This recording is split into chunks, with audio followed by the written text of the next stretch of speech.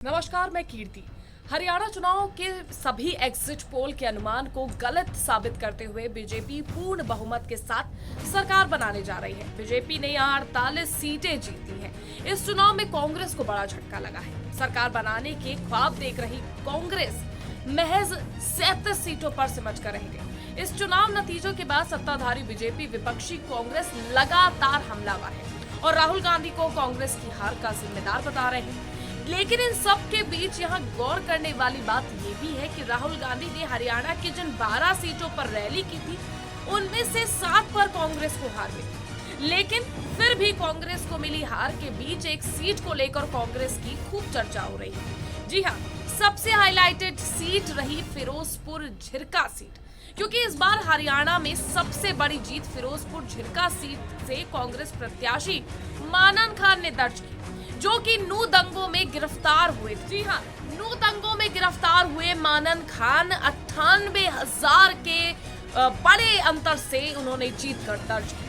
ज्यादा वोटों से वो जीते। उन्होंने बीजेपी कैंडिडेट नसीम अहमद को हराया। फिरोजपुर झिरका से कांग्रेस विधायक मानन खान को नू हिंसा भड़काने के आरोप में गिरफ्तार किया गया था।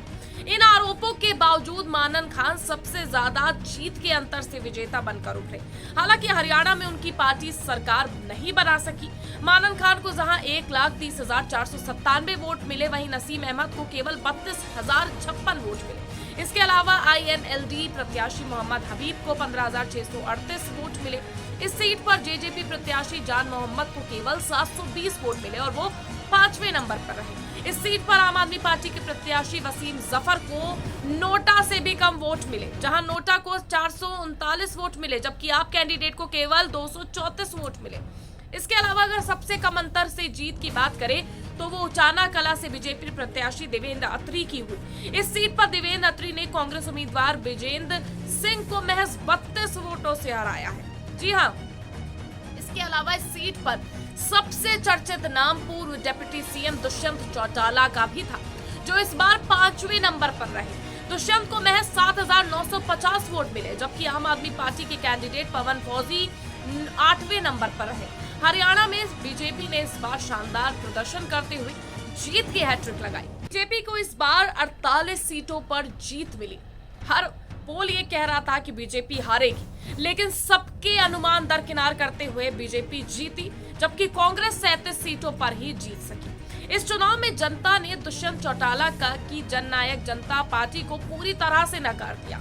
जेजेपी ने चंद्रशेखर की पार्टी ASP के साथ गठबंधन किया था। इसके बाद भी दोनों में से किसी का खाता नहीं खुला। इसके अलावा इंडियन नेशनल लोकदल का इस बार ठीक प्रदर्शन रहा। पार्टी 2 सीटों को जीतने में कामयाब रही। हालांकि एलनाबाद सीट से अभय चौटाला की हार हुई। चुनावों में INLD और BSP ने मिलकर चुनाव लड़ा था। उसके बाद भी BSP अपना खाता नहीं खोल पाई। राज्य में 3 निर्दलीय उम्मीदवारों की भी जीत हुई है। इनमें हिसार से सावित्री जिंदल, गन्नौर से देवेंद्र काधान और बहादुरगढ़ से राजेश जून की जीत हुई।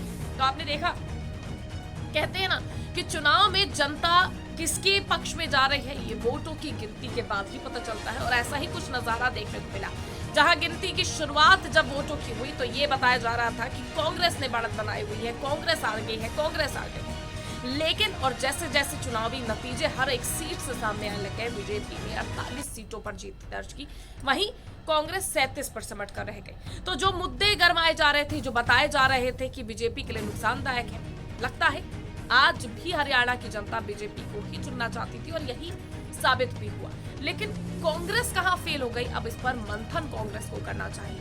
हालांकि फिरोजपुर जो सीट है झिरका की, वहां से हम जिस तरह से बात कर रहे हैं कि जीत दर्ज की है कांग्रेस प्रत्याशी ने, लेकिन उसके बावजूद भी जो 10 सीटों में से अगर हम बात करें जहां पर चुनाव प्रचार प्रसार किया गया था राहुल गांधी के द्वारा, उसमें से मात्र 4 सीटों पर अगर हम बात करें तो वो जीत दर्ज की है। 7 से उन्हें निराशा ही हाथ लगी है।